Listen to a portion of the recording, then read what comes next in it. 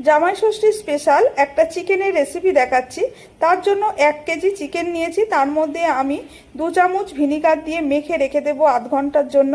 আধ ঘন্টার পরে আমি রান্নায় ফিরে এসে আমি সাদা তেলে শুকনো লঙ্কা তেজপাতা ফোড়ন দিয়ে পেঁয়াজ কুচিটাকে আমি একটু সিদ্ধ মতন করে ভেজে নেব। তার জন্য আমি সামান্য একটু নুন দিয়ে ভেজে নিলাম, তারপরে দিলাম চিকেনটা দিয়েও আমি কিছুক্ষণ আমি ভেজে নিলাম। তারপরে আমি দেব কাঁচা লঙ্কা, চেরা কাঁচা লঙ্কা, টমেটো কুচি, আদা রসুনের পেস্ট, হলুদ গুঁড়ো, কাশ্মীরি লঙ্কার গুঁড়ো দিয়ে একটু কষে নিয়ে এর মধ্যে দেব ফ্যাটানো টক দই এবং মশলার বাটিটা ধুয়ে 1 কাপের মতন জল দেব, আর বেশি জল দেওয়া যাবে না।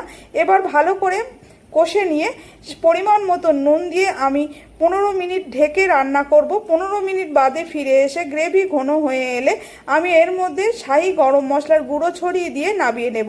রেডি আমার বেনারসি চিকেন।